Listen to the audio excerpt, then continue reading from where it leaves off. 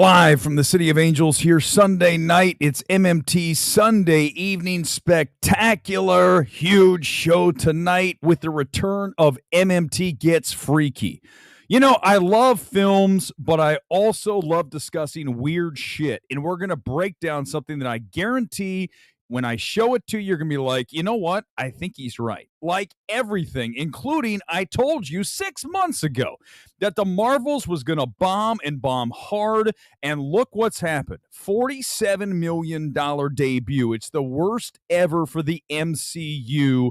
And this is absolutely destructive to the MCU brand. Catastrophic situation here tonight. As you look at the headlines and the trades, you have things like this right here. Box office bomb. The Marvels opens to 47 million, new low for Marvel Studios. This is exactly what the MCU does not need. And we told you 6 months ago that this was going to happen.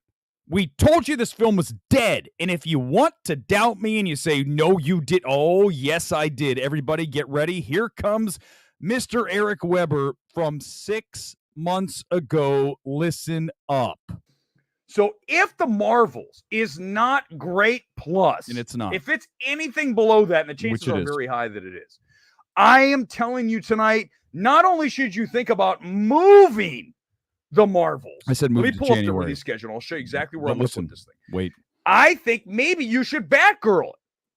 And that's exactly right. That is exactly what they should have done, because now what you have is a situation where it's worse that you release the film than if you shelved it, as we said with Batgirl, cover it in cement, and it goes to the bottom of the ocean. It's never to be seen again.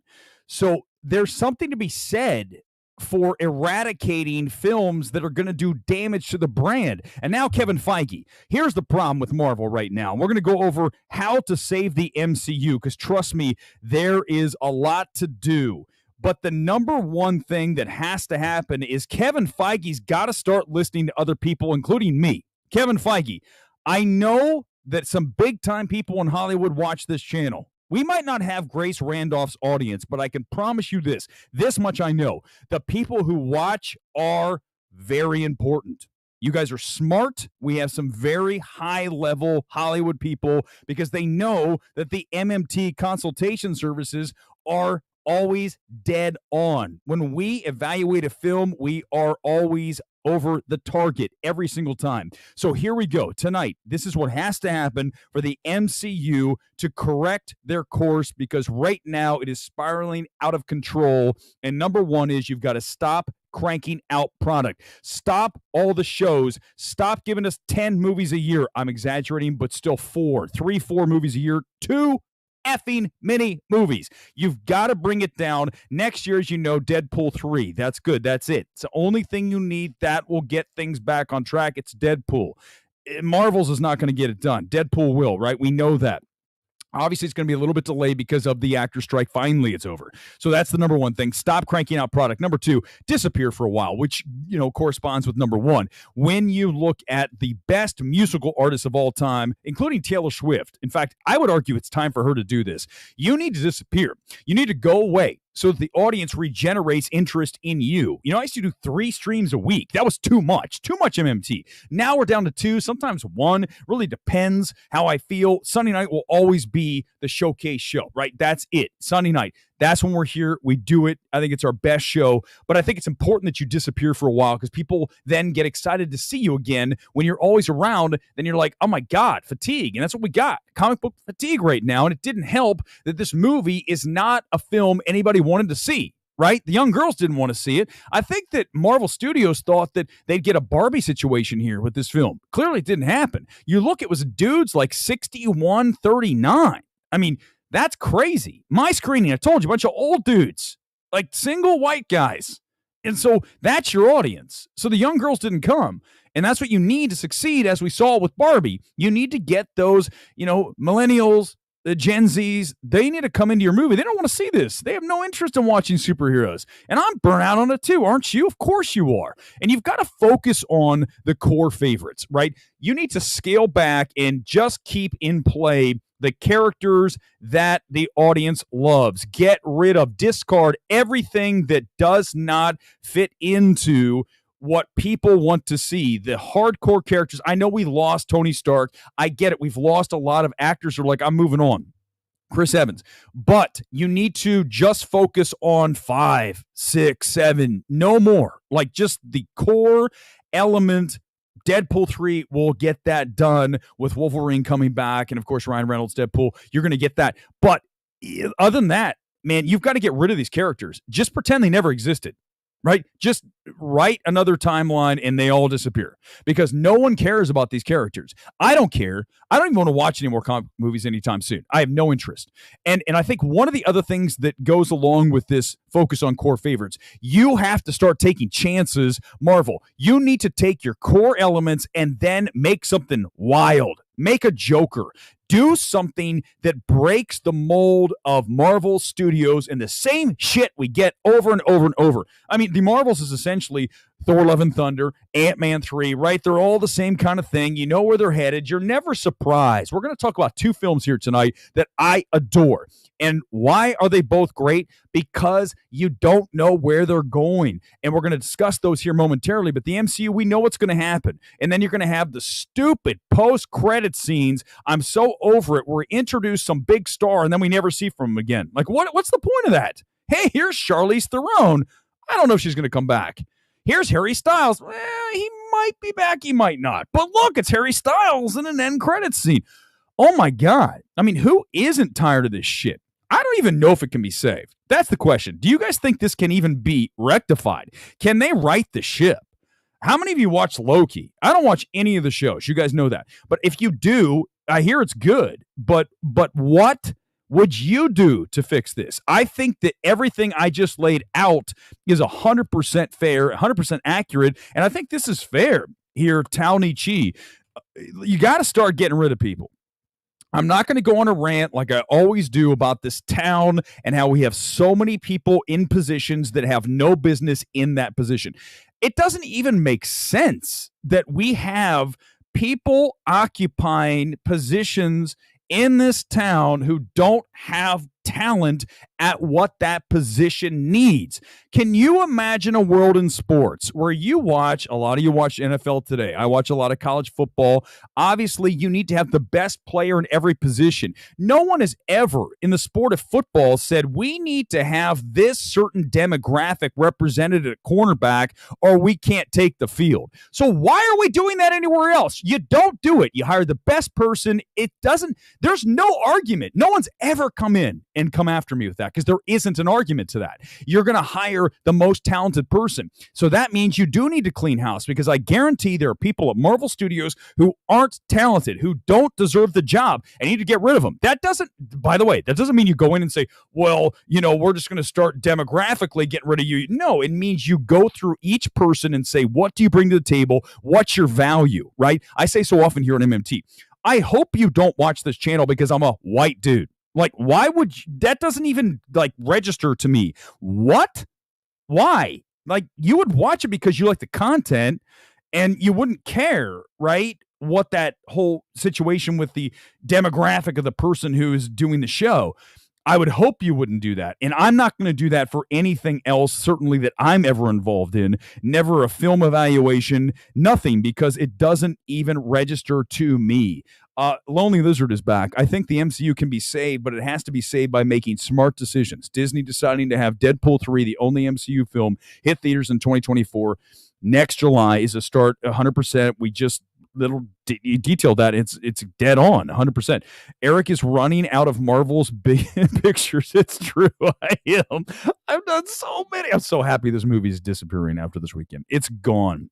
Marvel's is good for setting up Young Avengers, but Marvel's far from done aside from how many characters are gone. Well, I don't know. I just don't know if you can even save it at this point. I think that the MCU can be saved, and I think that it's good that Deadpool 3 is the only MCU movie coming out next year, which I think we all agree. This is 100% the number one thing. I also hope that Fantastic Four does well. But are you even excited to see a Fantastic Four film? This is the problem. This is really a bigger problem than just superhero and how to correct here and here and put Deadpool in. And are you come on, unless we do something that is dangerous with these characters and we make R-rated comic book movies, we need to either do that or I think it's over. I don't care about Fantastic Four. We've done the reboot. I don't even think Tranks is terrible. I don't. Do I think it's great? No, but it's also not the worst CBM. I mean, that's Wonder Woman 84. Are you kidding me? How terrible is that? It'll always occupy a spot on the FYC screening wall behind us here in MMT, but that film has so many issues. I mean, I remember the first reactions. I always get a laugh pulling up the first reactions to Wonder Woman 84 to show you how the shilling goes. This is really fun. I really loved it. It's terrible. My God. Deadpool 3 is going to be an outlier. Yeah, like a No Way Home, because it is. It's Deadpool. It feels like Deadpool's like its own thing, correct? And because of that, it's not really going to save the brand, right? Deadpool's is safe. We know that's going to do well. The problem is what's going to come after that people care about. I need like years off. Not even 2020. I need like 2 years of not watching any more CBMs. I don't even want to see Aquaman. Of course I will, because I got to talk about the movie. I don't want to see it. It's funny how I'm kind of at the point where I don't want to watch a lot of these movies. I saw 2 great films in the past week, and they are not comic book movies, and these are the films I want to watch. Last Night Dream Scenario, we're going to give an evaluation here momentarily, and then All of Us Strangers. That's another. Give that evaluation here tonight as well. Those are the films I want to watch. I would hope you would too. I mean, don't you want to watch a film and then afterwards think about the film and not just leave it in the theater? You actually later that night, the next day, you're like, what about that? Oh my gosh, I see how that fits together. With these Marvel films, you're just done with them. They're consumed. They're McDonald's. And I don't know about you, other than the fries, I don't want to eat McDonald's. I don't touch that stuff, okay? Fast food, in a pinch. But otherwise, I don't want to run on that. It's bad fuel. And these movies are bad fuel. You're just putting junk into you and you get nothing out. Like the Marvels gave me nothing. Not one single thing. When the movie was over, I didn't feel anything. And I said, why? I don't want to do this anymore. And then last night I watched Dream Scenario and I'm like, okay, this is why I do this, right? It's the ups and downs. And I don't want to watch too many more commercial films. Commercial films, I'm pretty much over with, unless you do something interesting with them. I have to sit through another like Nun 2, Evil Dead Rise. I know these are horror films, but even those, they're not even interesting for horror films. All these films that just wash over you and you forget about them like 5 seconds after they're done. Kuzma, granted, I will probably never watch the Marvels again, but it was just okay. It's not terrible. It's just forgettable. You didn't think about it again. Unfocused, immature, bland MCU.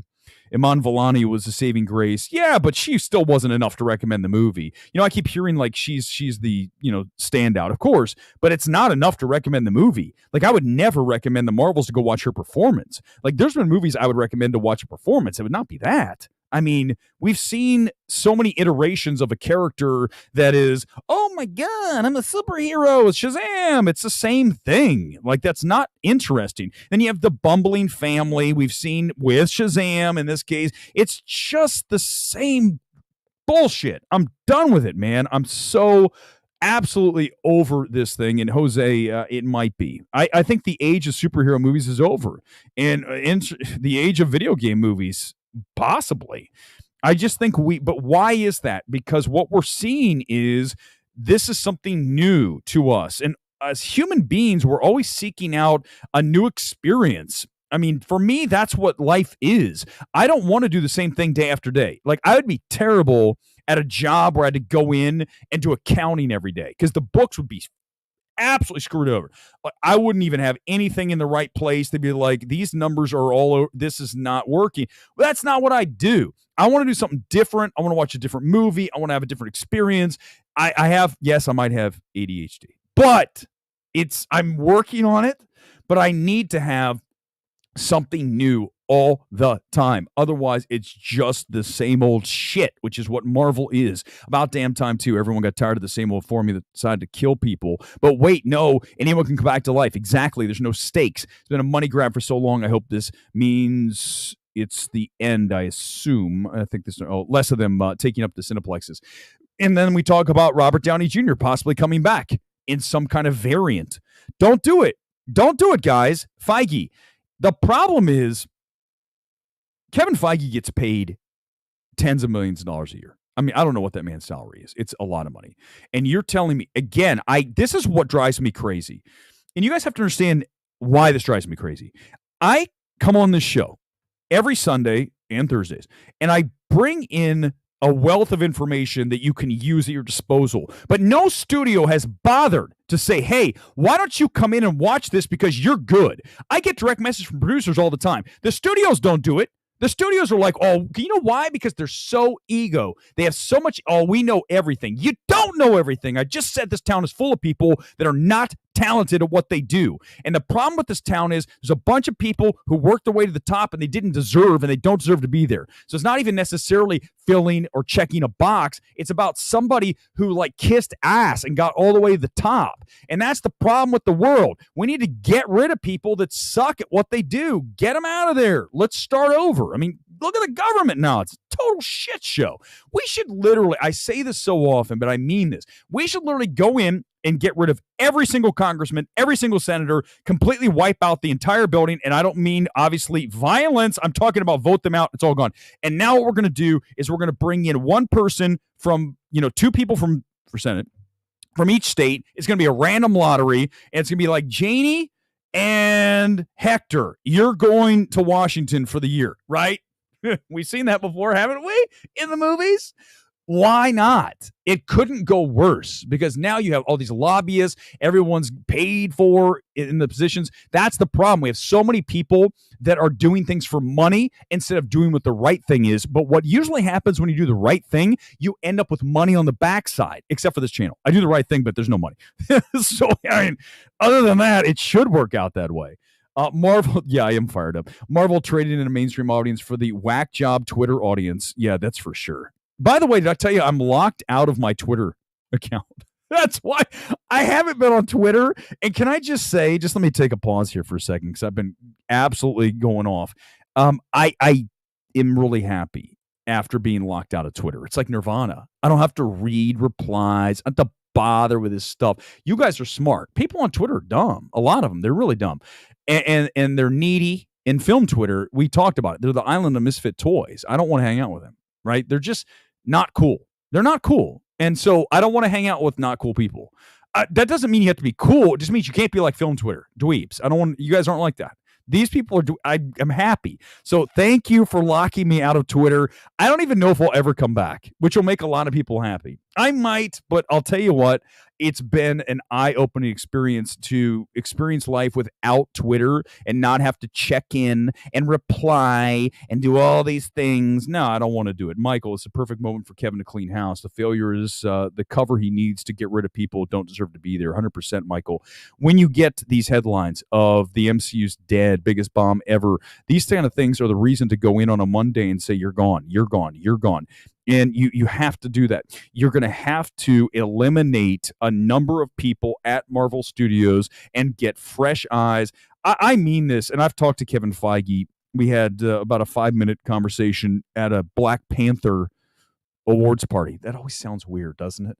And he seemed like a really nice, genuine guy. He's obviously a smart man. He's worked his way up, and I think he deserves his job. The problem is that he needs to start listening to people who have really good sense of what's happening and are fearless in telling him this is what you should do. The other thing in Hollywood is, and you see it so often, I remember when I saw Poor Things the other night.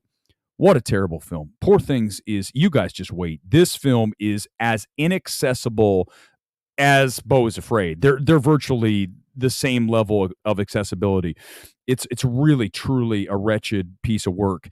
But behind me, I told you guys the story. Behind me were 3 young girls that worked at an agency. I could hear them talking about CAA and William Morris and Endeavor and whatever else. And Endeavor maybe with William Morris, but ICM. And they were talking about, well, he's with CAA and she's with Morris. So they clearly knew the business, but they were all like, oh, this is great. Oh, ha, ha, ha. Because that's what you have to do in this town. Even if you don't like it, you have to pretend to like it. Because if I had a job like that, I'd be like, this movie sucks. And they'd be like, what did you just say? What? Hold on. Did he just say this movie? He's right, but you can't say that shit. Yes, we can say it, and I will say it. I'll tell you guys, remember the story? If you haven't heard it, I'll tell you again. I used to be a sports reporter in Milwaukee, Wisconsin. I used to cover the Green Bay Packers. And trust me, Lance Allen, I work side by side with. He's still there. He'll tell you the story is 100% accurate. So I go up to cover the Packers. The Packers that season had Brett Favre. They were, expected to be a great team. The Cleveland Browns came to town. Cleveland Browns were terrible. And after the game, they lost. The Browns beat the Packers, and it was like Reggie White Day, like the worst possible outcome. The Browns were terrible, and then you were honoring Reggie White, putting him in the ring of honor there at Lambeau Field. And after the game, Coach Mike Sherman was there. And listen, here's how it works. This to give you an idea of who I am, and this goes way back. There are rows of reporters, and I'm sitting like a classroom. Imagine like a college classroom. I'm in like row 3 all the way back with just people all the way across. And I sat there, and I'm like, you know what? I have to ask this question. It's fair, it's valid, and I can't wait for the response. I go, you over there. They point to you. So, Mike, you guys just lost to what a lot of people think is the worst team in the NFL. What does that say about the state of the Packers? Guess what happened? And anybody in the room will tell you this. They all went, whoop, and everyone turned around and goes, who the just asked that question? Who has the balls to ask that question? And it turned out to be an amazing soundbite because you have to ask the question. You have to go there, and that's what Feige needs. These studios need me. I will walk in there and absolutely gut people. I'll be like, you're bad. Do you know that? You're terrible. I want to be, listen, everyone, don't freak out. We've done this before. You need to listen. Do I want to do this? Yeah, I do want to do it. Harvey Weinstein, piece of shit, garbage, sexual abuser, shitbag human being. But as a studio executive, he was absolutely fearless and would tell people this is how you have to do it. So what I'm suggesting is this town needs to get more of the old way that it was done and get rid of the new way that is done. And that's going to say you're all going, well, he's against woke. Well, yeah, I am against woke if we are putting things in because of checking boxes, because of we need to have this representation. No, we don't need to have it representation. We need to have representation of talent, period. We do not need representation of representation. It makes zero sense. I am right, and you guys know it. There's no reply to that you can come at me and beat that argument. You can't, because I'm suggesting to you, you always hire the best person, whatever they look like. I don't care wherever they came from. I don't care where you found them. You found him. Hey, he was on the street. Good. He's great. Bring him in. I mean, in the football, would they do that? Remember that movie Unbelievable with Mark Wahlberg? He was like just a regular dude. He tried out for the Eagles and he got on the team. I mean, they made it a little bit bigger than it actually was.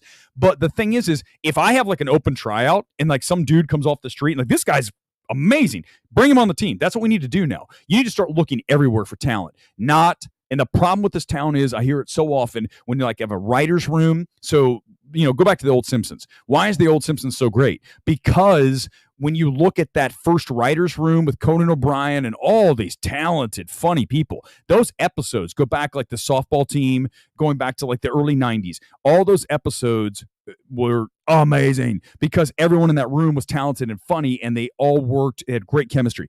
Now I hear in writers' rooms, they're like, listen, you can have your writers' room, but you've got to have 3 of this, 3 of this, and 3. Nah, what? I told you guys I would be out. I'd be like, I'm out. I'm not doing this. I'm going to go somewhere else. I'm just not going to make this. I'm not going to go with this stuff. Because if you can't allow me to pick the people I think are the best at this, and that doesn't mean we're going to fill it with a bunch of white people. That just means we're going to get whoever the best is, period. If you can't let me do that, you don't trust me to do that, then we're not going to do business. I mean, you guys know I'm right. How am I wrong? Someone come in right now and tell me I'm wrong. Come on. Any comments you got, I bring you right to the front as soon as you tell me how I am wrong. I am not. I never am about these things, and that's the problem. Well, it's not a problem. It's right. But the problem with Hollywood is they don't want to talk about that. They don't want to discuss it. They're like, oh, Weber's making us uncomfortable. Well, too bad. Too bad I'm making you uncomfortable. That's what you need. All right, let's do it. I got a lot of people on the stream, so I want to talk about something good. Then we'll come back and discuss Marvel and whatever you want to do. So, as you guys may or may not know, I hated Beau is Afraid. I think it is quite possibly the worst film of the decade, going back decades. It is an abysmal experience at every single level of filmmaking, outside of just, essential just direction. I mean, fine, you can go there, but from a screenplay perspective, it's truly god awful. And it's a surrealist film, right? So you're supposed to go to the world of this, hyper real.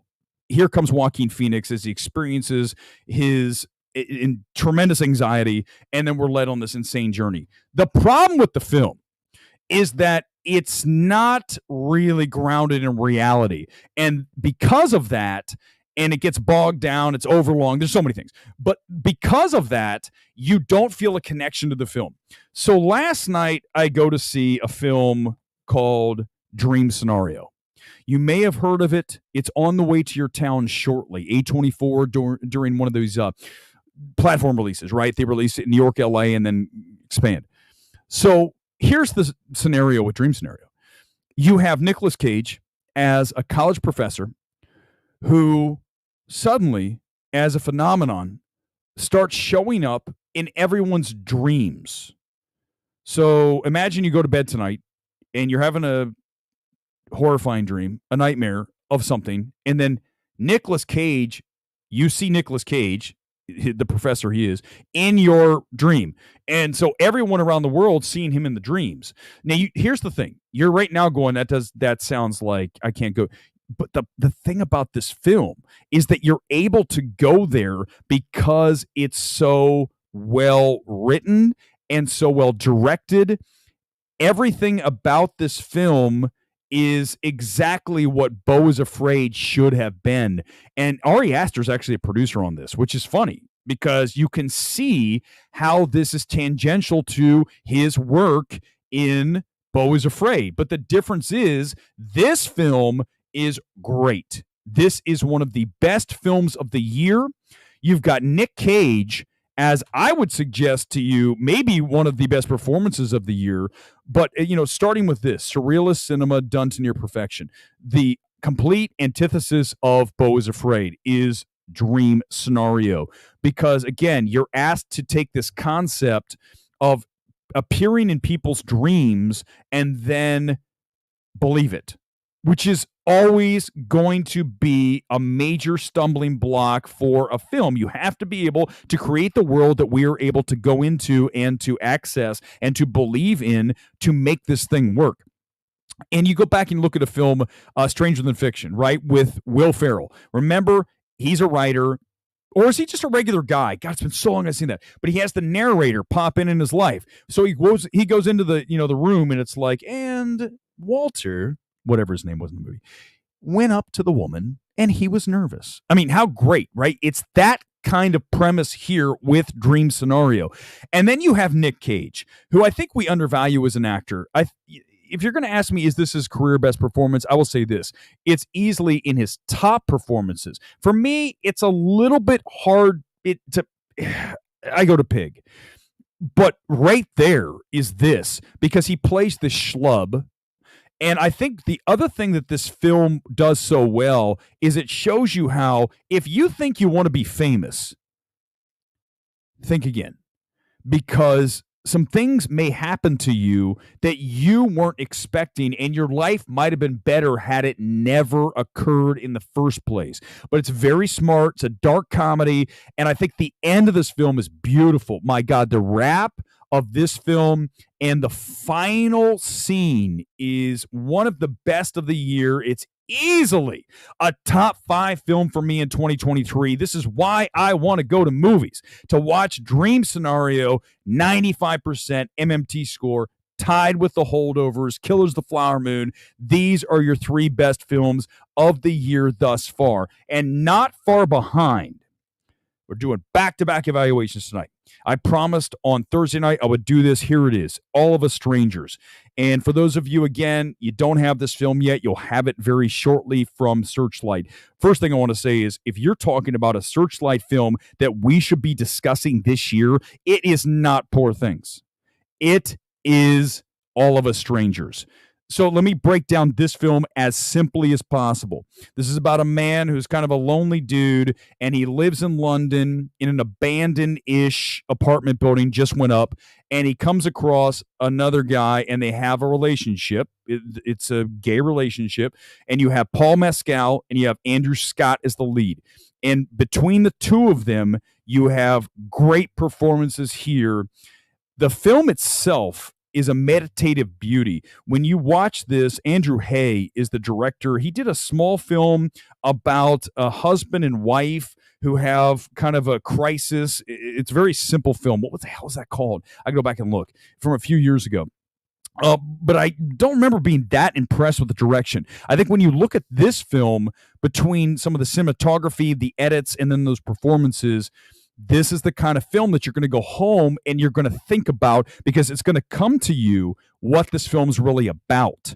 And it'll almost hit you in a way that you go, oh, okay, now I need to go back and watch it again without giving it away, because that's what we do here. You're going to want to go back and watch it again.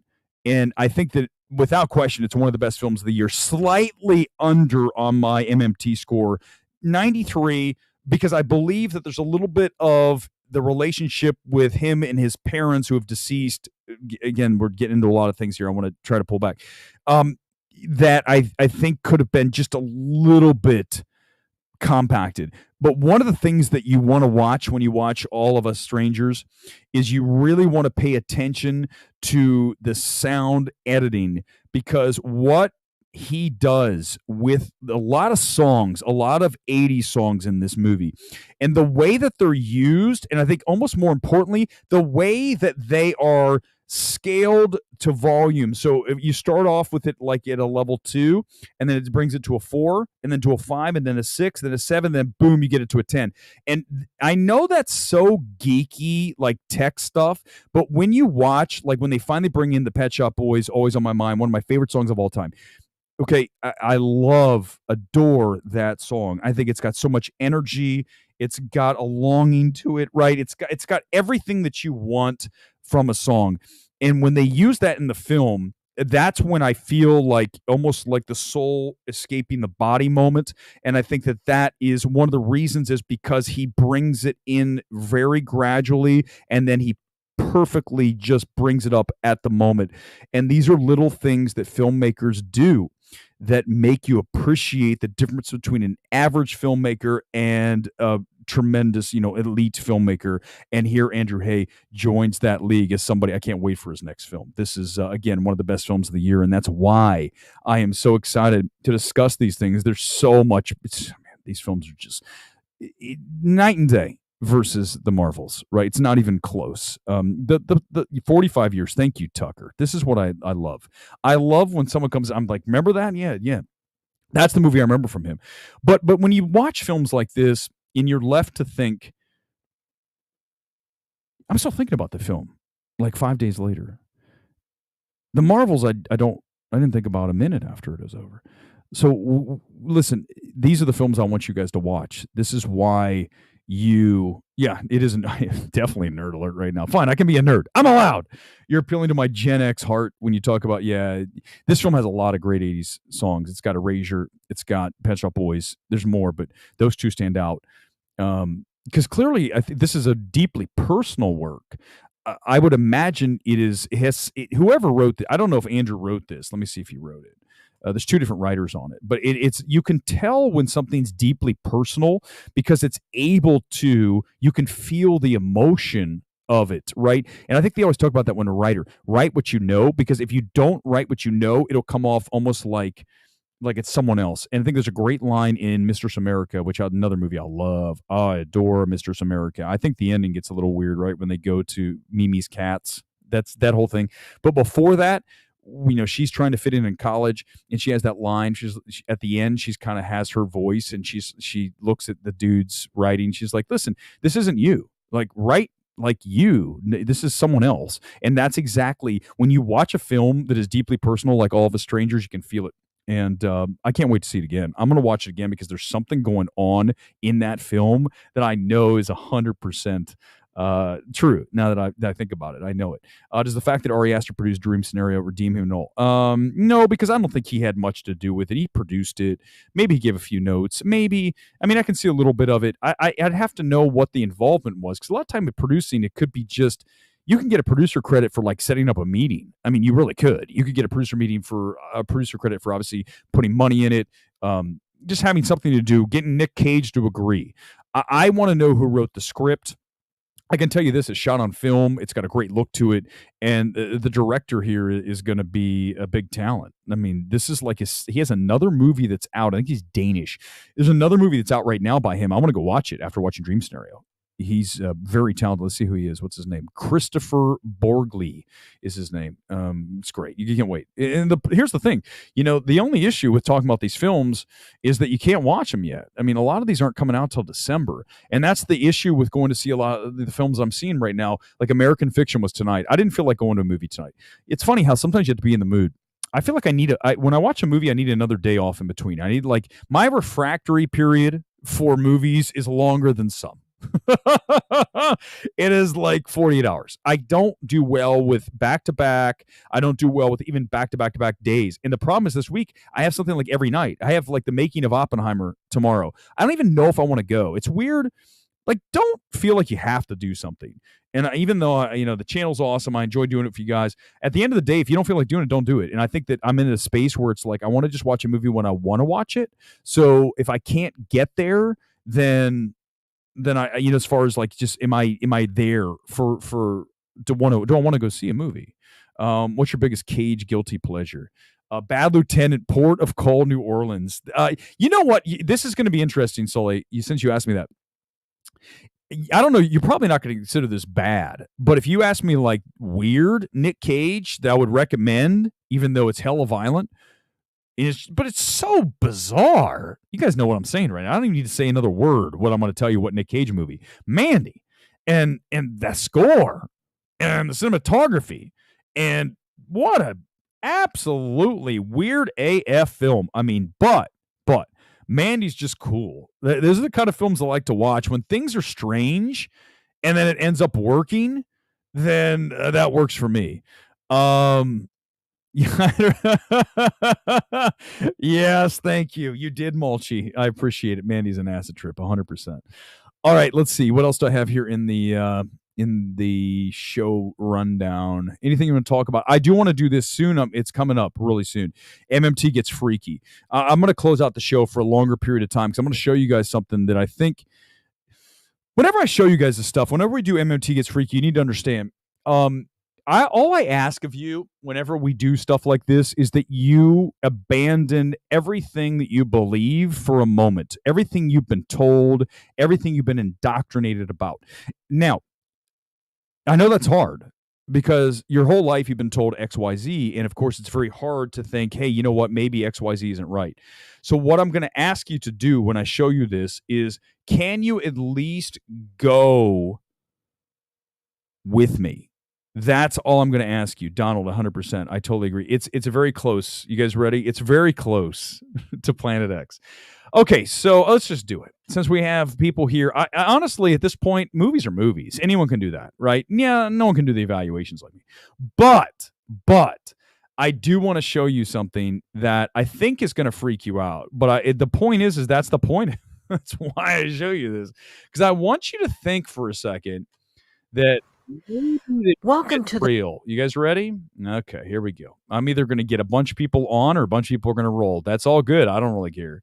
This is, I told you guys when I do the channel, I don't care. It is what it is. I enjoy doing the show, and if I feel like doing MMT Gets Freaky, we're going to do it because it's a Sunday night. Let's do it. We can talk about movies after this. Okay, this is a channel that I subscribe to called The Final Days, and I know this is something you're not going to feel comfortable with, and I get it. But I need you to listen. I'm not the most religious guy. Like, I was raised Catholic, but I don't still attend church every week. I mean, I go at Christmas and Easter, I guess, and I'm a God-fearing guy, but I'm not like a religious fanatic by any means. That said, I think we can all agree that what's happening in the world is really messed up right now, right? There's a lot of shit going on that is biblical. So as I show you this, I want you guys to watch. Just don't leave. You need to watch, and then you can come after me. Watch this. The final days. Today is Tuesday, August 15th, 2023. Fair use, by the way. Today we will be viewing FAA weather cam. Okay, real quick. This woman, it's a channel called The Final Days. She shows FAA weather cams, like just as a camera. Like, look, this is Montana. Like, just out in the middle of nowhere in the sky, okay? So it's a cam that you have set up anywhere. There's a cam at wherever you want to go. There's a cam in Times Square right now we could take live. There's one in Tokyo. You can always look at those things. So check this out. Camera videos located in Sealy. They are blocking out. Okay, so now watch. So here's what she does. So look, she points to where. Do you guys see? Let me zoom in. I don't think I can. Okay, do you guys see how there's a little bit of a round outline of something there, but it's kind of obscured, like kind of covered up? Watch. Videos is 10 minutes apart. We don't see much here. Okay. Now you're going to start to see something. They're in these images because the atmospheric chemicals in this area of Montana are so thick. Okay, she puts contrast on. This is not like CGI. She just makes it darker so you can see, right? When you put contrast on, it changes the image. What do you see right there spinning? Everything that you and I are not supposed to see. Okay, watch. Even with contrast applied, it's difficult to see the large, close planet that's actually right there, smack in the middle of this image. So this thing, hold on, let me see. It's really close. Watch it. Wait till you see this. Okay, look at this. Watch this. I think I've shown a version of this before. Watch the craters on this thing and watch as it moves. That's what you need to pay attention to. The craters on this thing are rotating. We're living in the very last. Stop. Rotate. Minutes. Stop. Rotate. Of the last days. Stop. Rotate. This object can be seen. Here comes the sun. So then the sun comes up, and the sun plays some kind of role in a cloaking thing going on here. From many FAA weather cameras. Don't freak out, everybody. Look, stop and look at that for a second. Dude, that's a cratered planet. This isn't bullshit. Like, I'm just telling you guys this. Here's what I want to ask you. Here's the thing. No, Michael, I get it. Here's the thing. Whatever is out there is obscured from us. I am 100% certain of this. 100. That whatever we can see outside, we cannot see at all. It's almost like there's like a lens or something fogging it and you can't see out. Imagine if you were in like a snow globe. I'm not saying we live in a globe or dome. I don't know. But I'm just saying, imagine we shook it up and all of a sudden there's shit all over the place. You can't see out. So this, whatever she has, this camera, when she puts that is a planet. Is rotating. Watch. Watch. Keep an eye. Pick one of the craters. Pick a crater and wait till the next frame and tell me if it doesn't go exactly where it should go if it's rotating. Colorado, Alaska. Stop. Stop. And other FAA Stop. Camera location. Stop. Is it not? Are the dots not now, granted, there's a few frames missing. I don't know, dudes. All I got to tell you is the first thing you're going to say, and I know we've done this before, but I know what you're going to say. You're going to say, let me turn her down. You're going to say, well, how is there a giant planet out there? Because they haven't told us that. Seriously. No, but Gone Girl, it's fine. But that's the problem. Don't do that. Don't say, I like the joke, but here's the point. Don't say it's not possible. That's the key. You got to at least say, is it possible? Can I just ask you this, then we'll move back to movies. Let me ask you this. Can you tell me 100% that you're certain that there is not something like that outside of our atmosphere? Can you say that? Can I ask you this? Do you trust the people that have been telling us shit for the past 3 years? I'm not a conspiracy. Well, okay, I'm a slight conspiracy. But seriously, can you tell me that you trust the people that told us all the shit that we got told over the past 3 years? No, you cannot trust. You can't tell me you trust these people implicitly. So what if, here's what I'll tell you. Okay, imagine this. In life, I know this is deep. This is way deeper than Nerdrotic or any Grace Randolph for sure. I'm sorry that I want to dig into really weird shit. But the point is the movies are cool, but I like asking bigger questions. Could we have been lied to our entire lives? Just answer that question. Could we have been sold this and then the reality is this? I mean, go back and look at one of my favorite movies of all time. When you look at a film that discusses the reality of what you're told versus the reality of what is. The Truman Show. Who's to say that I'm not suggesting we live on a stage? I'm not suggesting we're going to open a door and then get outside and we're in a different thing. I'm going to tell you that you can't tell me that everything we've been told is 100% accurate. You can't tell me that. You know that too. If you sit there and have to answer the question, I put you a lie detector, you can't say, because the problem is if you say that and you're just going along with the narrative, but you know damn well that there's some shit we have not been told. You know that. And that's the thing that's kind of wild. I think most people don't even think about that. They just go about their lives going, it's all exactly what they tell us. That's not the way it is. Go back and watch, remember The Village? M. Night Shyamalan? Movie's okay. But then at the end, how great is that? How great is that? It's so, oh my God, I love the ending of The Village. Where everything you've been told, oh my God. Because here's the thing. Here's what I'm going to tell you. Is that, and you're going to say, why wouldn't they tell us? Please don't say that. I hope no one said that out loud. Please. Why wouldn't they tell us? Listen, we've been lying 100%. Good. I've got it. I'm waking people up. A snake planet. I don't know, Omega Swiper. I don't know. No, here's the problem. Pieces of 8. Thank you. This is a great question. The problem is, as you say, mathematically improbable to have a large mass gravitational pull. Yes, gravity. But do you know for sure? Like, you can prove gravity, right? If I take my controller of my LEDs and drop it, that's what we're told is gravity. What if gravity is something different? What if what we've been told is not at all? Do you understand what I'm saying? Everything we've learned is essentially from a book. Yes, you experience gravity. What we're told is gravity. When I go like that, it drops, right? I get it. Anything drops. That's gravity, we're told. But what if whatever's outside there isn't how our tides are done and all that? You see what I'm saying? You have to almost deconstruct everything. And when you start to deconstruct everything, then you're open to at least the possibility. That's all I'm asking you to do. I know it's a lot more than a lot of channels want to do. They just want to just have you thinking like in this little box. Like, God, when's the last time that Grace Randolph stoked your intellectual curiosity? I mean, seriously, like never. So I know that. I get it. I know I'm asking a lot of you guys. The majority of what we know, we were told. Exactly. That's correct. You know, moon landing. I mean, I assume we went to the moon, but when you think about some of the stuff, you go, well, I mean, could they have faked it? That's all I'm asking you. If you can say yes to could they have faked it, then there you go. That's all I'm asking you to do. I'm asking you, is it possible that they faked it? And if you say yes, that's the opening you need to expand the mind to at least go, well, what about this? Okay? Because ultimately, I go back to this.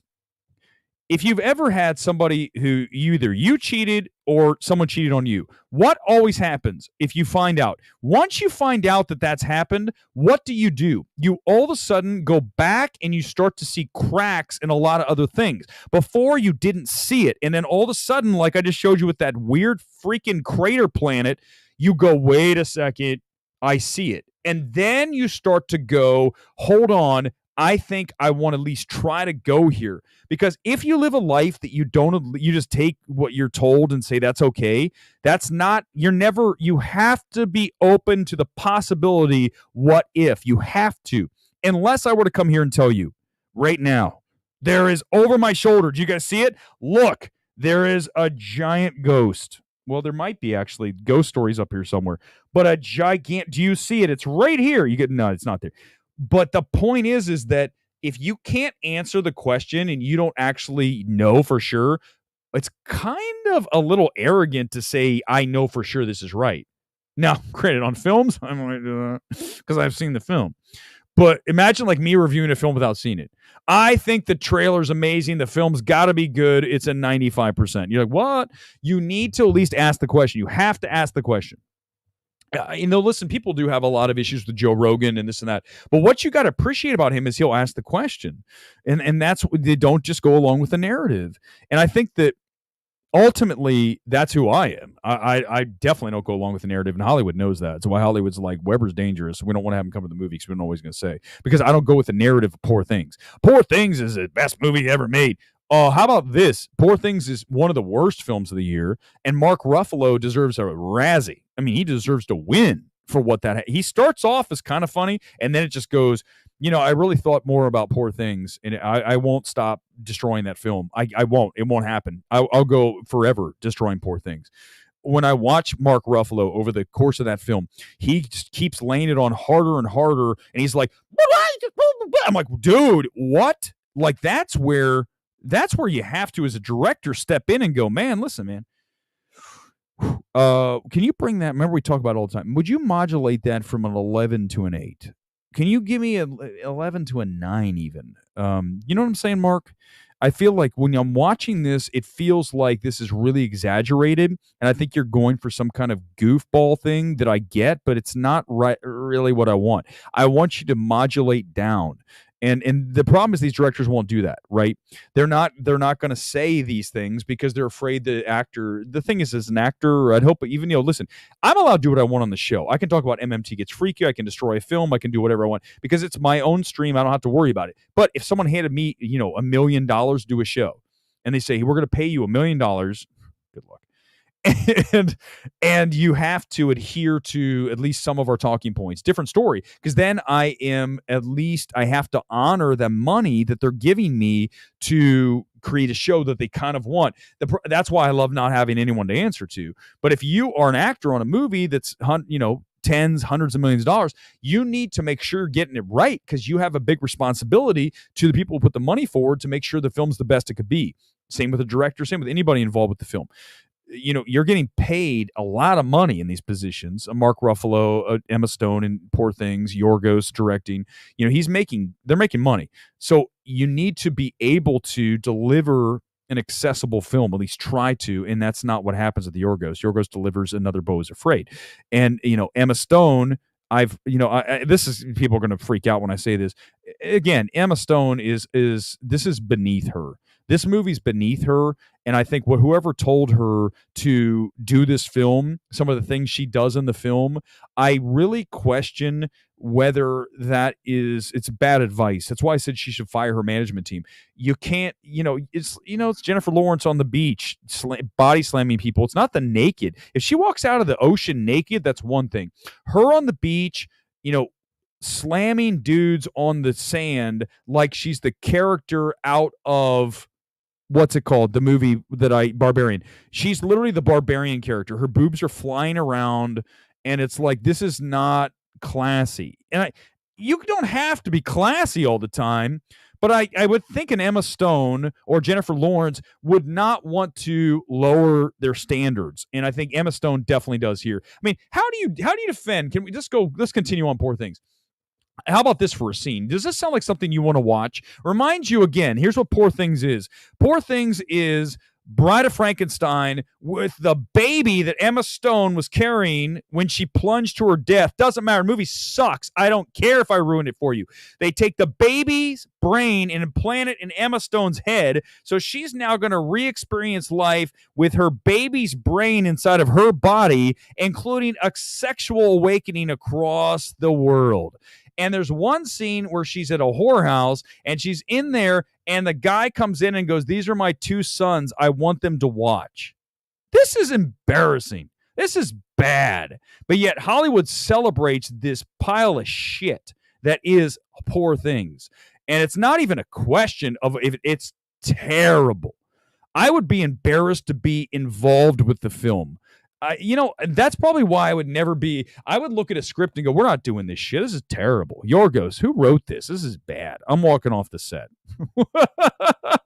Weber's leaving the set. It's a total shit show. It's terrible. Felicity, it's so bad. It makes me angry. That's why I sent the tweet I sent that's now got me somehow locked out of Twitter, which is a blessing. It made me so furious watching this shit and Emma Stone sinking to new lows. And someone told her, this will be brilliant, Emma. You should really consider. No, you shouldn't, Emma. This is terrible. Don't do it. Townie Chi, I can't argue that in a lot of ways. Hollywood is rife and spreading degenerate propaganda. The movie Poor Things is not it's not a it makes you feel gross. I don't want to watch a movie that makes me feel like shit, and also miserable watching it. That's what I get back to when I talk about film Twitter. A lot of those people, listen, I'm not going to lie to you. If you have a self-loathing gene, you're going to probably like Poor Things because you might identify with it. But anyone who's a normal, well-adjusted person is going to go, this is crap. I don't want to watch this. This is making me worse. I talk about this all the time with like rap music. Oh no, Weber. Here's the deal. Listen to Eminem. As much as I love Lose Yourself, I mean, for the gym, it's perfect. But if you listen to only Eminem with his angry ass persona 24/7, how do you think you're gonna end up like me on MMT? You're gonna end up being pissed all the time. You take in what if you watch all garbage, then you eat all we talked about earlier, McDonald's. You're not gonna get in shape. You're gonna be like you can't eat Five Guys. I feel like I'm doing what's his name, that other. All of a sudden, I'm doing the Vinny Maniscalco, but the YouTube film guy who does this all. You know what I'm saying? It's just one of these things. When you look at eating a bunch of crap, what do you think you're going to feel like, right? That's why I say, I'll tell you, the next thing I'm going to do, at some point, the movies I'm going to be tired of, I'm going to end up doing MMT Gets Freakies and then some fitness stuff. Because why? Because I know what I'm talking about. And anyone can talk about movies, right? There's a billion people talking about movies. No one can talk about fitness because they don't live it. They don't, I'm not taking my shirt off tonight. At some point, I can't even go show you Twitter pictures. I'm locked out. But the point is I know how to do it. I can tell you how to do it. You got to listen and just go do the work, ultimately. That's more important than talking about movies. Oh, I love talking about movies. We can do it. But my point is let's use this as a bridge to jump off and to better ourselves and ask questions. And is this real? Is there really a planet, spinning around that's going to kill me? No, it wasn't. No, it wasn't. It wasn't the fact I sent a tweet. It was the thing about Twitter is I changed, my phone got jacked up. So I got a new phone and then they asked me to put in my code for Twitter, which I always do. And they go, oh, well, now you have to add some second layer of authentication bullshit authenticator app. And I don't have it on the app. So now it says generate a code. I'm like, what? I don't have the app doesn't have a code on it. So because God forbid someone could log into my account, God knows, and spread all kinds of crap because they know he hates Poor Things. Poor Things is a masterful film. Yorgos Lanthimos is one of the most talented filmmakers we have in the history of film. These people that just say what they're supposed to say. Like my boy Ryan McQuaid. I saw another quote. All that dude is, what a dork that dude is. That dude is a quote generator. He's not even a real person. He's literally like, this is the finest film ever delivered this year. Can you put that on the poster? Awesome. Thank you. I did my job. I'm the poster quote guy. Oh, it's so great. Awesome. Can't wait to read the next one. Problem is, when you say everything's good, nothing is. Kuzma, physique freak with me. Sure, I have no problem with that. My legs aren't that big. My boys down at volleyball today were like, Weber's leg. Leave me alone. Legs are genetic. Can we talk about that for a minute? Your legs are genetic. No one has ever had this. I don't know if this has ever happened in a podcast, let alone a movie thing on YouTube. Your legs are genetic. For those of you right now, can I get a like, what I'm about ready to say? If you were born with like big calves, and I don't know, I wasn't, but here's the deal. If you were, you have them. There's no way to strip them off, okay? There might be a surgery, but in general, well, you have what you have. Your legs are, I hate to say this from working out, you can do a little bit with it, but they're pretty much, especially calves, they're just what they are. So I know what I'm talking about when it comes to these things. Now, you can better your chest, your arm, you can better everything. You can better everything, including the calves. But you can't really change it. If your calves are big, they're not going to get small. If your calves are small, not necessarily going to get big. But I will say this, from going back to fitness, when I really focused in on chest over the past. You guys are all like, oh my God, Weber talking about his chest. If you looked at my chest from 2-3 years ago and look at it today, you'd be like, there's a big difference. Because what happens is once you realize how to actually attack it and you get in there and you do the right things, you will change it. And that's kind of like everything. If you're just doing something to do it and you don't have like a real plan, then it's not going to work. If you have a plan and you're like, this is how I'm going to do it, I'm going to listen to people to know what they're talking about, and then I'm going to execute. And then you execute it properly, then we will have something. And go back to what we talked about, perfect. So bring it right back around to the front when we talk about Kevin Feige. Kevin Feige needs to now look at what he is, and he needs to go in and to attack in a different way and to try to fix the MCU, to resurrect interest in this. There's a lot to do. Go back and watch the beginning of the stream. There's a lot that needs to happen. But the point is that you have to identify the issue and then be fearless going after it. I would love to have Tarantino on. He would be like, no, because I told you my Tarantino story. Tarantino was like, he wanted to kill me because I asked him a question they didn't want to ask. Yeah, I'm tell it again for everyone who hasn't heard it. It's gonna be short. It's gonna be the shortest Cliff Notes version. Here it is. Irishman party. No, excuse me. Once Upon a Time in Hollywood at Frank and Musso's here in L.A. here in Hollywood. He's there. There's billions of people. It's an amazing party. The food was unbelievable. You had steak. You had the salmon. You had the mashed potatoes, and oh my god. That was a party. But I was there, and there's Tarantino. I go, hey, Quentin. Everyone's jamming up, and I got 2 seconds on this. So let me just do this. Hey, Quentin. So what are your 3 favorite movies of the year? And he's like, oh, Dr. Sleep, Crawl, the alligator movie, and then he said The Irishman. And that was right when everyone was talking about Parasite. Parasite's, oh my god, Parasite's the best movie of the year in local one, right? Not Tarantino. And then when I didn't hear Parasite, because I heard it from everybody, I was talking to everybody that year. I was really into it. Now I'm like, I don't even want to go to anything. They invited me to the party the other day. Do you want to come to the Holdovers and meet Alexander Payne? And there's some people. It'll be like a big industry thing. I'm like, nah, I think I'm going to stay home.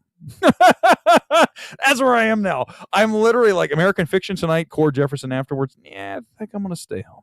That's kind of where I'm at. I'm going to be this recluse. Is that surprising? So here's the thing. So when Tarantino didn't say Parasite, I said, hey, I'm starting to sound like Sebastian Maniscalco. I apologize. Might as well finish it like that.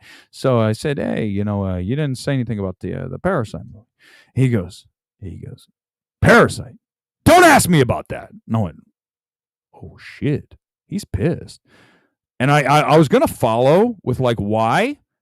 But I think at that point I was just shocked that he was like, don't ask me about Parasite. And I went, whoa, hold up, man.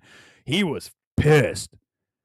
And I'm telling you my thoughts on this. Go back and watch. I know I've told the story before, but it's a great story. I can't believe this hasn't been turned into something. That's what all I do is give gold here, and someone else can use it. I don't even give a shit at this point. I just want to talk. I don't even care where the credit. You guys know the credit comes from me ultimately. It always does. But here's the thing. Here's my thought. That when you watch Parasite, it's very much of a Tarantino setup when you have a film that's a slow build to it going to hell at the end, like completely in utter chaos. And look at every Tarantino film. Go back and look at Inglourious Bastards, right? They're down in the bar and you're just waiting. It's the slow fuse. Here it comes. You know it's coming. Someone's going to say something and that's exactly what Parasite is, right? Okay, we're at the oh my God. Now people are getting stabbed. That's Tarantino-esque. I have a feeling that he told Bong, listen, I love your movie, but why don't you try this? And Bong did it, and Bong didn't give him any credit. I guarantee that's what it is, because Tarantino wanted to kill me for asking about Parasite. You won't get that story anywhere else. That's what I do. Exactly correct. 100%. 100%. It was a story that originated somehow with Tarantino, and Tarantino maybe didn't want to make the movie. He kicked it around, and then Bong just picked it and took it because they were boys.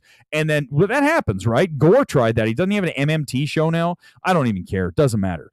But look, how pissed would you be if you were the person who actually came up with Parasite or the genesis, the general framework of the film, and then you took it, someone else took it and didn't give you any credit. It's one thing to take it and then say, oh, by the way, Quentin, you are co-writer. Quentin Tarantino, you are a producer, executive producer, whatever it is. Writer would be the right thing because of his idea. But Bong didn't do that. He took all the credit, which in this town you see all the time. I think that's what happened. And the thing is that it will forever one of those memories I'll never forget. And it's like, these are the kind of, this is one of the reasons I like going to those events, because I will ask a question that most people won't ask. So if Tarantino came on here, I would have no problem asking that question, and he would probably have to answer it and he'd go off, because the thing is the point is that if he ever did decide to come on the show, is that I have that story. It's my experience. So someone else is going to tell it a different way. I know exactly what happened. I have a very good memory. When I have a conversation with somebody, I remember what happened, especially when they say something like that. Remember the Kathleen Kennedy story. When I went went to the Black Panther party, which again sounds weird. When I talked to Feige, Kathleen Kennedy walking out the door. This is how it works. Now I don't even care anymore. I don't even give a shit because Hollywood doesn't even bother to invite me to test screenings. So F them, all of them. But when Kathleen Kennedy was walking out, it was at the London in West Hollywood, and she's walking out, and I'm like, there's Kathleen Kennedy. I got to ask her about the Boba Fett movie because as much as I don't give a shit about Star Wars, I love Boba Fett. Well, now it's like overdone. But at the time, Boba Fett was still this kind of cool thing. Now it's like too much. Everyone's talking about Boba Fett, Mandalorian, Boba. So she's walking out of the party. So I go around the corner, and she's by herself. This is like the most powerful woman in Hollywood. By herself. And I go, hey, Kathleen, real quick, Boba Fett movie, what we got? How we doing on that? And she, like, as you could probably imagine, Kathleen Kennedy, she goes, what? She goes, I thought we told you that we're not doing the Boba Fett movie. We're doing Mandalorian. We're not doing the Boba Fett movie. And she walked off. And there was another guy there, an actor who's always at these things. And he looked at me and I go, oh, okay, whatever. And I went in and I sent the tweet. If I could get on Twitter, I could show it to you. And it was exactly that. Kathleen Kennedy just said the Boba Fett movie's dead.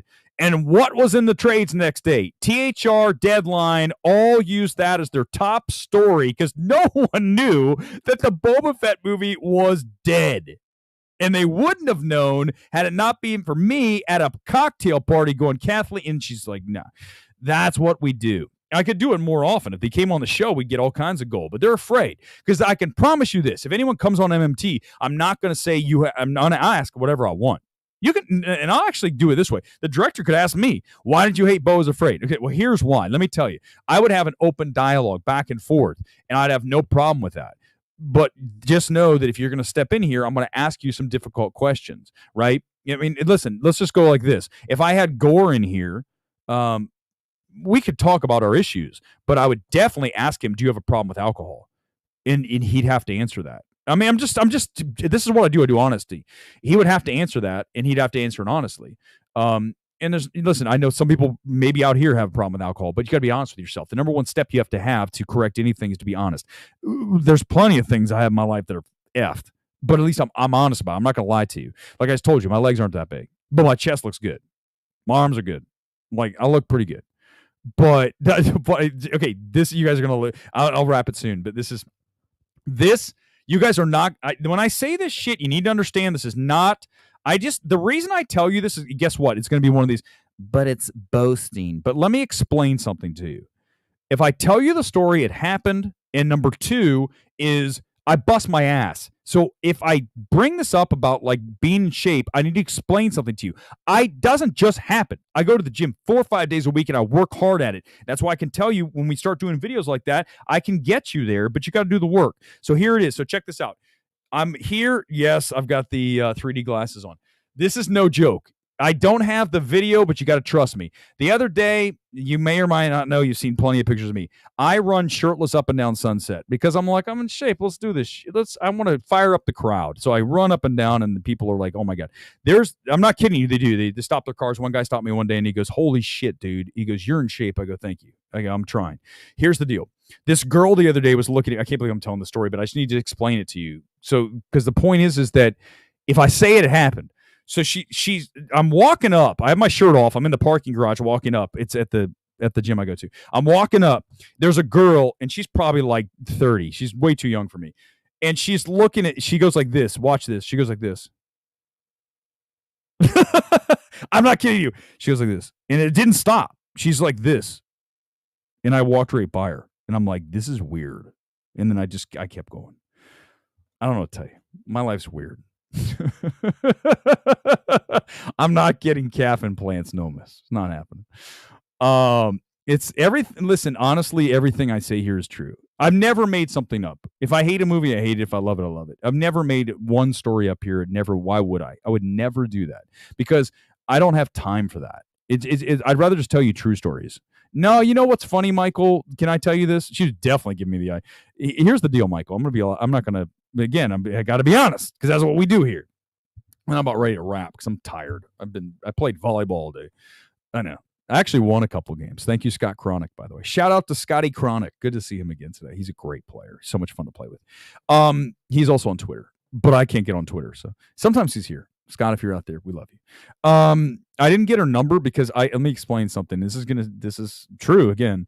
I don't even want any of that business. I have no interest. I am now at my stage in my life.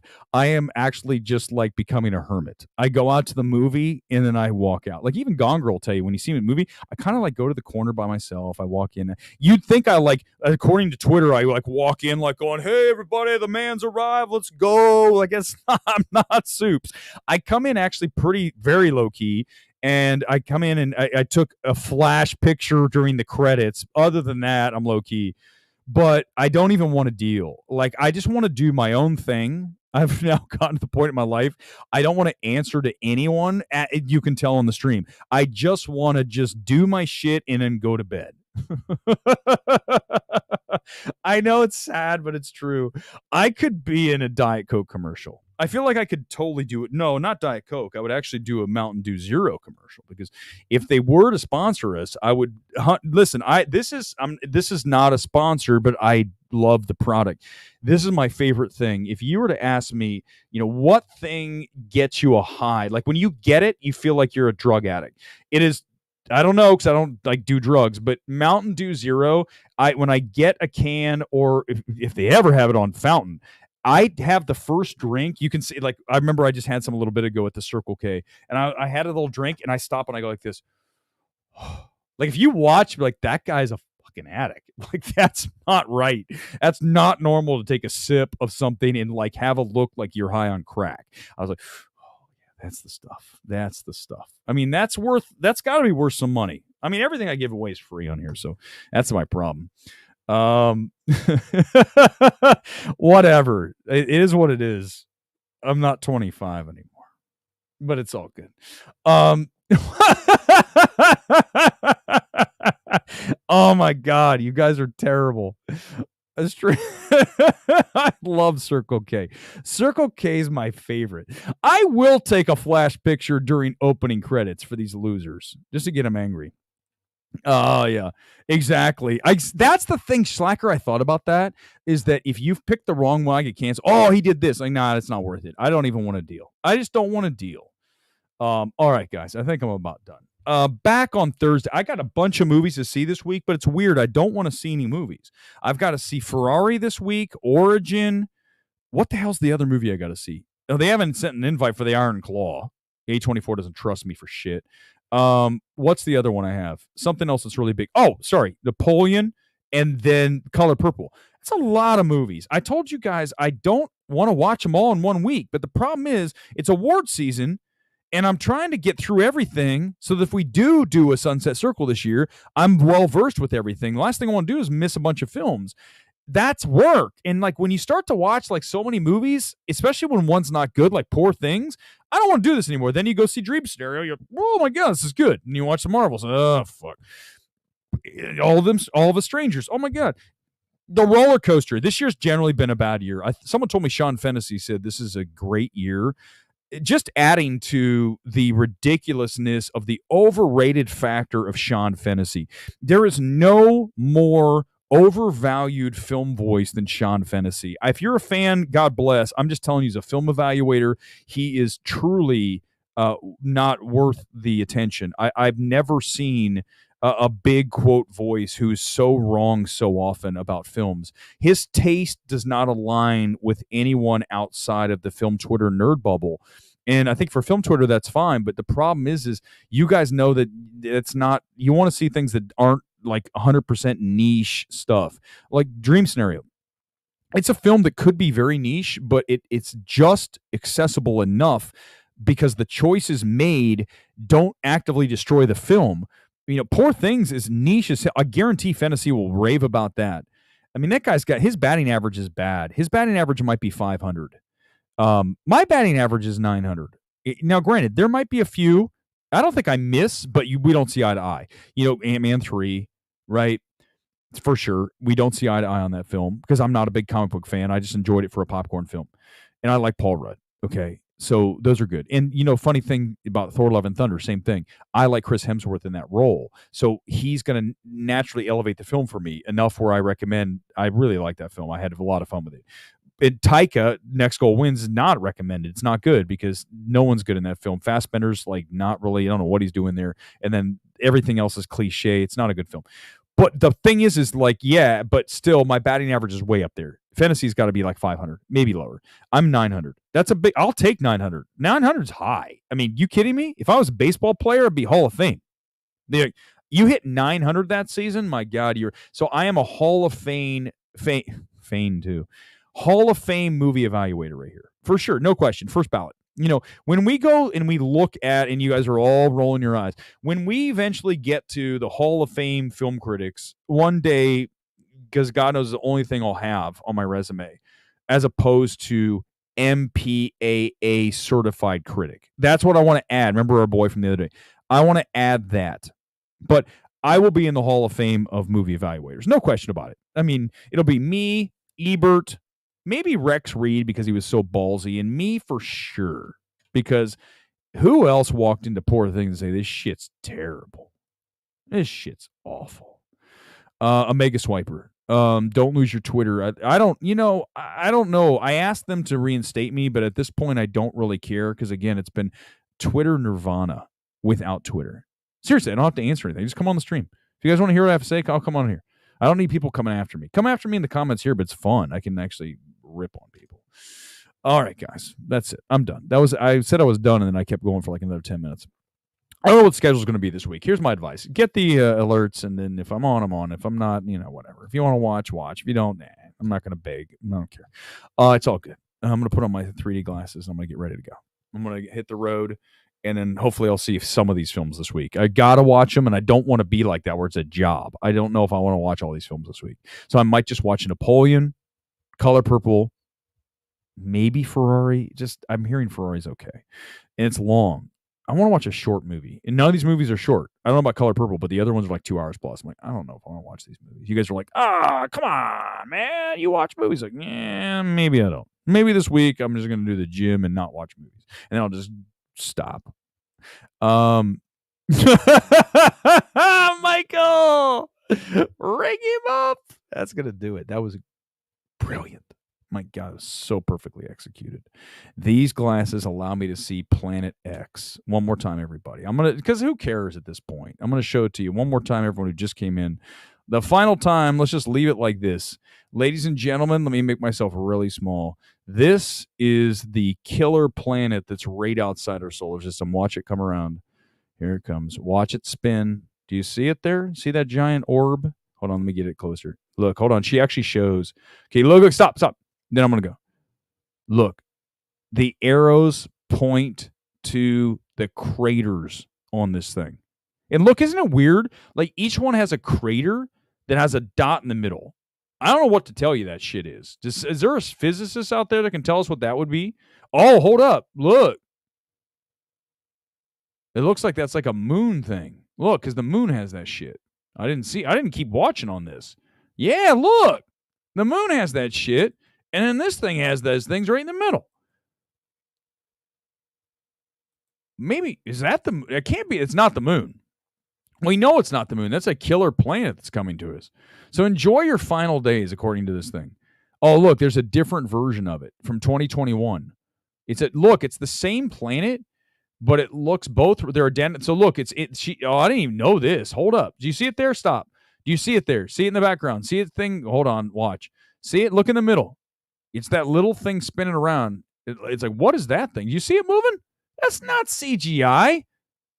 There's a planet, and the sun kind of like backcasts it. By the way, that planet's in between the sun and us. So like I told you guys, everything we've been told, I don't know about. Look, then the planet's up there above the sun. What the hell's that dot in the middle of the sun? What's going on here? This shit's crazy. I don't know anymore. Honestly, if we're not here tomorrow, so be it. It was fun. I had fun doing MMT with you guys. Maybe the next level we can all hang out and have a beer. There it goes. It's like the Death Star. It does look like the Death. Hold on for a second. Hold on. Stop. I got to stop. Where's the Death Star? Hold on. Look. Let me get a picture of that. Holy shit. It does look like the Death Star. Look. I don't know why I didn't know this before. I'm so sorry. Dude, look. Look. It's the Death Star. Hold on. Look. Death Star. And then, wait. Let me get a big picture here. Wait. Let me hit pause. What the fudge is this thing, dude? Okay, look. Hold on, let me switch it. There's the craters. That thing's got a shit ton of craters. But look, it's got that same. The Death Star has that thing in the middle, right? That the same general thing that planet thing has. But I'm telling you, when this thing spins, it's rotating. Do you guys see that the craters are moving around? The craters are literally rolling with the planet, which means that is a physical object that is moving. I'll tell you guys. I just know to tell you, if this channel gets shut down, you know why it got shut down. It's not because of the movie reviews. Searchlight didn't shut us down. It's because he's showing planets, and they're like, wait a second, that shit's weird. You can't talk about that. But I just did. I'm showing it to you. Watch, this video to be deleted. Then you know that this shit's real. Look at the craters. They're moving. The crater's moving as it rotates. They're perfectly situated. So whatever that is like a moon, and it's gigantic, and it's right outside our doorstep. If anyone takes a picture of this, please let me know. All right. It's definitely not a lens flare. How is that a lens flare? There's shit going around. That's not a lens flare. No, it's not at all. No. The sun's behind it. Guys, the sun's behind it. I'm sorry. I was going to cancel, but I got to say no. That's definitely not a lens flare. There's no chance that's a lens flare. 0% chance. Here, look at this thing really close. Watch it spin. How does a lens flare have a bunch of like craters as it rolls around? But watch, what I'm telling you is as it rotates, the lines stay the same. So as it's turning, the line goes with it. It's not like it all of a sudden is changing every time. It's rotating. By the way, she's totally religious, freaking out like we're all going to die. Well, whatever. I mean, if we are, we are. We had a good life. But there it goes. Just, I'm telling you, those things are rotating. You know I'm right. I'm sorry. You know it's right. Yeah, science, whatever. All right, whatever. Maybe we'll do this again. You guys just say I'm right and I'll move on. It's definitely not. Pieces of 8, you're wrong. I can see it with my glasses and you can't. Whatever. I don't know. Whatever. Just telling you it looks like this. So maybe it was inspired by that planet. The Death Star was inspired by the crater planet that we can't see. There's just one giant crater, but there's no others. I think that's the takeaway here tonight. All right. I'm out. For real this time. I'll see you whenever I see you next time. Maybe Thursday. Maybe we don't have a stream because they're like, you can't show that stuff, Weber. Whatever. I just did. Peace out.